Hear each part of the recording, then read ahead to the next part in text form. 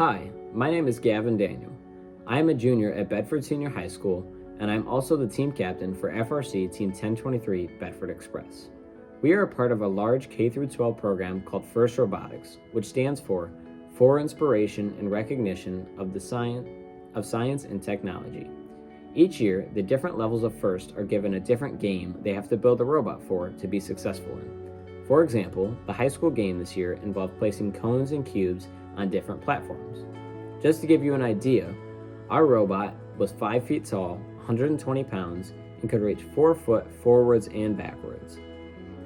While building robots is a big part of robotics, we also have opportunities for people that enjoy writing, speaking, business, and art. Being involved in FIRST is not only a way to explore different career opportunities, but an opportunity to meet new people and create lifelong memories. Being a part of robotics has changed my life, and I encourage those of you watching to attend the Bedford Robotics Open House at Smith Road Elementary this Saturday, May 20th from 1 to 3 p.m. There, we will have students and mentors from all levels of the K-12 program to discuss in more details of what robotics involves.